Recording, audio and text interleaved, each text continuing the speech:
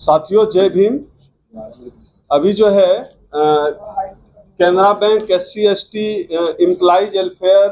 Employees welfare association का जो है इलेक्शन होना है, जिसमें कि हमारे डॉक्टर विनोद कुमार जी जनरल सेक्रेटरी के दावेदार हैं। उम्मीदवारी है इनकी, ये जनरल सेक्रेटरी के लिए फाइट कर रहे हैं। आगे की जानकारी जो है विनोद कुमार जी खुद देंगे। Doctor Vinod Kumar ji. Thank you, धन्यवाद। मैं जनरल सेक्रेटरी के लिए क्यों आया? मैं इस संस्था में काफ़ी लंबे समय से मैं जुड़ा हूँ, करीब 30 साल से मैं संस्था में जुड़ा हूँ और मैं हाईली क्वालिफाइड हूँ। मैंने अपने हाईली क्वालिफाइड होने के बावजूद भी मैंने अपना ये जो रास्ता है समाज सेवा का चुना है। मैं यहाँ लीडर जो हूँ बाई चांस नहीं हूँ, बाई चॉइस में यहाँ पर लीडर बना हूँ। चाहता तो मैं कुछ बड़ी पोस्ट पर जा सकता था मैनेजमेंट साइड में, लेकिन मैंने उसको नहीं चुना क्योंकि मुझे लगा कि मुझे समाज के लिए भी कुछ कार्य करना और समाज के हितों के बारे में कुछ करना है। मैं इसमें 1990 से हूँ, लंबा मेरा कैरियर है। मैं निचले स्टेट कमेटी मेंबर से लेकर joint secretary, CC member, vice president तक मैं पहुँचा हूँ। जनरल सेक्रेटरी के लिए मुझे इसलिए आना पड़ा इस पोस्ट के लिए क्योंकि जो पिछले जो लोग इसमें कार्य कर रहे थे उन लोगों ने समाज के लिए कुछ खास किया नहीं।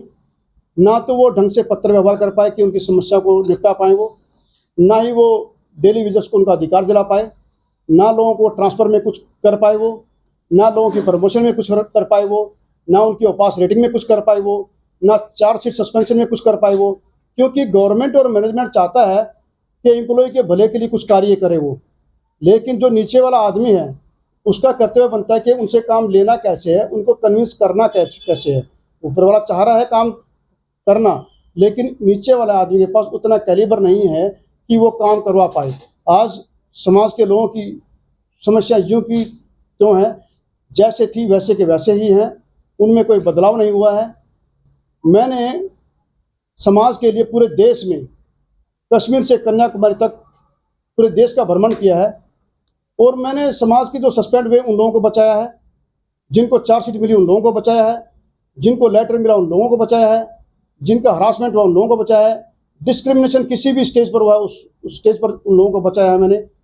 मैंने इतने लोगों को बचाया, इतनी चार्जशीट मैंने डिफेंड की हैं पूरे देश में। सिर्फ मैं अपने बैंक की बात नहीं कर रहा हूँ कि पूरे बैंकिंग इंडस्ट्री की बात कर रहा हूँ कि इतनी चार्जशीट किसी भी व्यक्ति ने आज तक डिफेंड नहीं की होंगी जितनी मैंने की हैं। जितने मैंने लोगों के लेटर्स के जवाब दिए हैं, जितने लोगों को मैंने प्रोटेक्शन दिया है, इतना आज तक किसी ने भी नहीं किया है। और पूरे देश के अंदर सब लोगों को पता है मेरे ऊपर किसी एक पैसे का आरोप नहीं है। कोई आदमी ये कह दे खड़ा होकर कि विनोद से हमने कोई 1 रुपया दिया है इसको, ऐसा कोई आरोप मेरे ऊपर नहीं है, क्योंकि मैंने ईमानदारी से समाज के लिए कार्य किया। ये समाज की ज़रूरत थी, समाज की आवाज़ थी। मैं नहीं चाहता था कि मैं जनरल सेक्रेटरी लड़ूँ, लेकिन समाज की आवाज़ थी कि उन्होंने कहा कि नहीं, अब समय आ गया है, आपको इस चुनाव के लिए लड़ना पड़ेगा, लोगों के हितों के लिए प्रयास करना पड़ेगा, लोगों के हितों के लिए लड़ना पड़ेगा, खड़ा होना पड़ेगा आपको। तो इसलिए उनकी आवाज़ पर मुझे ये जनरल सेक्रेटरी चुनाव लड़ना पड़ा। उसके लिए मैं तैयार हुआ और ये चुनाव 10 मई को बेंगलुरु में है। पूरे देश से लोग वहाँ पहुँच रहे हैं, by train, by bus, by flight. वहाँ पर जाकर ये अपनी वोट डालेंगे। ऑलरेडी हमारे नॉमिनेशन हो चुके हैं। 10 तारीख की शाम को मोस्ट प्रोबेबली रिजल्ट आउट हो जाएगा। और आप तो पहले वाइस प्रेसिडेंट थे ना इसमें, तो क्या जरूरत पड़ गई आपको सेक्रेटरी का चुनाव? सर, वाइस प्रेसिडेंट में मैं था, लंबे समय से वाइस प्रेसिडेंट रहा, क्योंकि इसमें जो पत्र व्यवहार करने का कार्य जो है, एजेंडा बनाने का कार्य जो है, इसमें जो गवर्नमेंट एजेंसीज हैं, चाहे DFS हो, चाहे पार्लियामेंट्री कमेटी हो, national commission for scheduled caste हो, national commission for scheduled tribe हो, या सिपाही कर्मचारी आयोग हो, वहाँ पर पत्र व्यवहार करने का कार्य या मैनेजमेंट को पत्र लिखने का कार्य, ये सारा कार्य जनरल सेक्रेटरी के पास ही होता है। और जनरल सेक्रेटरी जो एक ऐसा आदमी होता है जिसको लीगल नॉलेज हो, जो मुझे नॉलेज है, लीगल नॉलेज, जिसके पास ड्राफ्टिंग पावर हो, जिसके पास कन्विंसिंग पावर हो, जो दूसरे को कन्विंस कर सके। लीगल का जो जनरल सेक्रेटरी एक तरीके से संस्था का एडवोकेट ही होता है, जो जज के सामने अपनी बात रखता है। जज का मतलब यहाँ पर हमारे मैनेजमेंट से है, उनके सामने अपनी बात प्रॉपर तरीके से रख के, प्रॉपर फोरम में रख के उनको कन्विंस कर सके। डॉक्टर साहब, कितने पदों के लिए चुनाव हो रहा है? ये हमारा 35 पदों के लिए चुनाव हो रहा है इस टाइम में जी। इसमें एक रहेगा प्रेसिडेंट, एक जनरल सेक्रेटरी, 4 वाइस प्रेसिडेंट, एक डिप्टी जनरल सेक्रेटरी रहेगा इसके अंदर, और एक COS रहेगा, एक ट्रेजरर रहेगा, ट्रेजरर की जो पोस्ट है वो बाय डिफ़ॉल्ट वो बेंगलोर के पास है। और उसके बाद 13 इसमें जॉइंट सेक्रेटरी रहेंगे, 13 इसमें सीसी मेंबर रहेंगे, बाकी 8 लोगों को हम बाद में कोऑप्ट करेंगे। सर ये SC/ST वेलफेयर का चुनाव है या केनरा बैंक का चुनाव है? नहीं, कैनरा बैंक का इससे कोई ताल्लुकात नहीं है। ये SC/ST एम्प्लॉयज़ वेलफेयर सोसाइटी का जो हमारी एसोसिएशन है इसका चुनाव है। इसमें हर 3 साल में चुनाव होता है, या जनरल बॉडी के थ्रू हो, इसमें आपसी सहमति से हो जाए या फिर चुनाव हो। क्योंकि इसमें जो पुराने जो पदाधिकारी थे उन लोगों ने आपसी गुटबाजी के तहत इस संस्था को 6 साल तक उलझाए रखा कोर्ट के अंदर। 2016 में हमारी जीबी हुई थी, जनरल बॉडी चंडीगढ़ में हुई थी। उसके बाद इन लोगों ने इस संस्था को कोर्ट में उलझा कर रखा, किसी न किसी मुद्दे पर फंसा कर रखा, और हमारा अकाउंट भी ब्लॉक करा दिया इन लोगों ने। लोगों को ना रिटायरमेंट पे कोई पैसा मिला, ना उनको डेथ पर कोई पैसा मिला, और अकाउंट हमारा ऐसे ब्लॉक रहा। फिर भी हम अपना काम करते रहे। इन लोगों ने 6 साल तक उसको ब्लॉक करके रखा, जिससे कि कोर्ट में मैटर गया और हाई कोर्ट ने इसका ऑर्डर दिया कि इनके इलेक्शन कराया जाए। रजिस्ट्रार को ऑर्डर किया, रजिस्ट्रार ने इसके तहत अपनी कार्यवाही की, और हमारा नॉमिनेशन जो डेट थी 1 तारीख तक की डेट थी, 24/1 तक की, वो डेट पूरी हो चुकी है, नॉमिनेशन कंप्लीट हो चुके हैं। जिसने विड्रॉ करना था 3 तारीख उसकी डेट थी, वो भी अपना काम पूरा कर चुके हैं। विनोद जी, जनरल सेक्रेटरी कैसे मदद कर सकता है? जो SC/ST के कर्मचारी हैं कैनरा बैंक में, उनकी क्या क्या मदद कर सकते हैं जनरल सेक्रेटरी के पास पूरी पावर होती है। मैनेजमेंट के साथ जो क्वार्टरली मीटिंग हमारी हेड ऑफिस में होती है, उसमें भी जनरल सेक्रेटरी ही बैठता है। वही वहाँ पर अपने मुद्दे रखता है, एजेंडा वही तैयार करता है। और जो हमारी DFS में जो हमारी मीटिंग होती है फाइनेंस मिनिस्ट्री में, वहाँ पर उस मीटिंग के अंदर भी जो कार्रवाई को जो चलाता है जनरल सेक्रेटरी ही चलाता है। वही वहाँ लेटर और पत्र व्यवहार का कार्य करता है। उसकी कैपेबिलिटी का भी जांच वहीं पर ही होती है। जो पढ़ा लिखा नहीं है आदमी, ड्राफ्टिंग पावर नहीं है आदमी के पास में, वो हमारे मुद्दे रख ही नहीं पाएगा। जो कमीशन के अंदर है, कमीशन को दिया है SC/ST के लिए, गवर्नमेंट ने बनाया, लेकिन उनसे काम लेना हमारा काम है। वो मान लें अरबी घोड़े भले ही हों, लेकिन लगाम हमारे हाथ में चाहिए कि हमें उनसे काम लेना कैसे है। SC/ST आयोग की भी बात यही है, सफाई कर्मचारी आयोग की बात यही है कि हमारे लोग काफ़ी टाइम से उनको परमानेंट नहीं हो पाए हैं। वो उसके लिए हम सरकार से बात करें, प्रॉपर तरीके से बात करें, और वो बात तब हो सकती है जब जनरल सेक्रेटरी एक पढ़ा लिखा आदमी हो, ईमानदार आदमी हो, वही इसके लिए बात उनके लिए उठा सकता है। आप चुनाव जीतते हैं तो आपकी क्या प्राथमिकता रहेगी?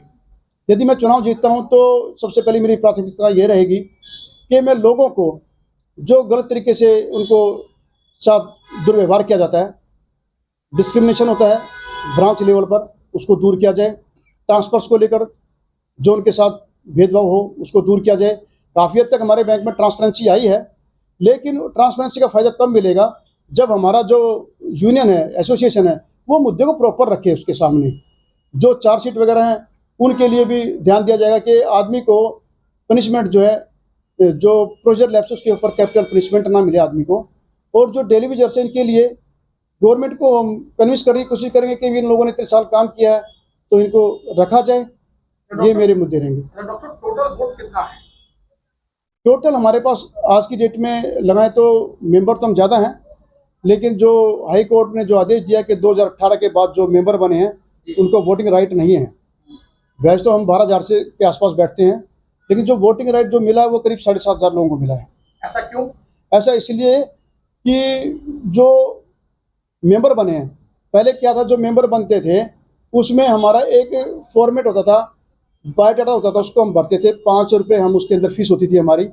उसके बाद फिर वो भरने के बाद CC जो सेंट्रल कमेटी मीटिंग है वो होती थी, और उसमें उसको अप्रूवल मिलती थी कि इन लोगों को हमने लिया है, वो अप्रूव करते थे।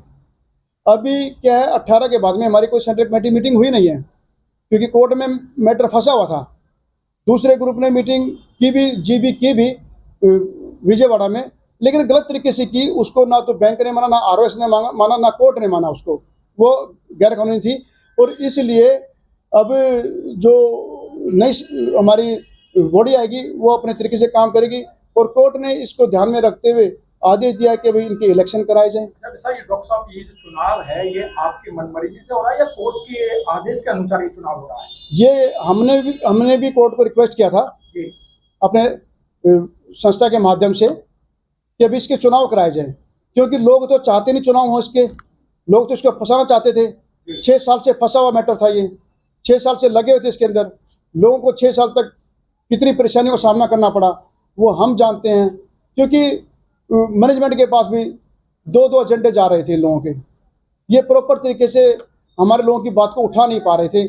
इसलिए मुझे भी इसमें आना पड़ा कि मैं लोगों की आवाज़ बनूं, लोगों के लिए कोई कार्य करूं, लोगों की समस्याओं को सुनूं और बेहतर तरीके से, क्योंकि मैं एक ईमानदार आदमी हूं, हाईली क्वालिफाइड हूं, चाहता तो मैं कुछ भी कर सकता था, लेकिन मैंने इस रास्ते को चुना है समाज के लिए। डॉक्टर साहब, ये चुनाव जो प्रक्रिया होगी, क्या ये बैलेट पेपर से होगी या ईवीएम से होगी? ये बैलेट पेपर से होगी और इसके अंदर उनको बैलेट नंबर दिए जाएंगे, उसके हिसाब से होगी। ये ऑलरेडी वेन्यू डिसाइड कर दिया कर्मचारियों गया से है। क्या अपील करना चाहोगे अपने लिए? मैं कर्मचारियों से अपील करना चाहता हूं कि जिन लोगों का आपने कार्य देख लिया है, उन्होंने आपके लिए कुछ भी नहीं किया है। जैसे किसी व्यक्ति को यदि कोई लोन मिलता है तो उसके अंदर उसकी सिबिल चेक की जाती है कि इस आदमी ने कोई फ्रॉड तो नहीं किया है। ऐसे ही जिन लोगों ने कार्य पिछले उसमें किया है टर्न में, उन लोगों को देखिए ना कि उन लोगों की सिबिल रिपोर्ट क्या कहती है, उन्होंने कुछ काम किया आपके लिए या नहीं किया है। नहीं किया तो उनको दरकिनार कीजिए आप। जो लोग कोर्ट में गए उनको साइड लाइन कीजिए आप। जिन लोगों को एक्सपीरियंस नहीं है उनको भी देखिए कि भाई ये आदमी को पास एक्सपीरियंस नहीं है, ये आदमी सीधा का सीधा वाइस प्रेसिडेंट या उसके ऊपर की पोस्ट मांग रहा है, उसके पास कहीं एक्सपीरियंस तो हो। आप MBBS कर लीजिए, आप LLB कर लीजिए, कोई भी डिग्री ले लीजिए, उसके लिए एक्सपीरियंस की जरूरत है। एक ये लीडरशिप ऐसी है, इसमें एक्सपीरियंस चाहिए, लेकिन कुछ लोग सोचते हैं कि आज मेंबर बनो और कल को हम प्रेसिडेंट और जनरल सेक्रेटरी बन जाएं या वाइस प्रेसिडेंट बन जाएं, तो वो आदमी इसमें कामयाब नहीं कि वो फेलियर लीडर बनकर ही रह जाता है। हमारी हर वीडियो सबसे पहले देखने के लिए चैनल को सब्सक्राइब करके दबाएं बेल आइकॉन।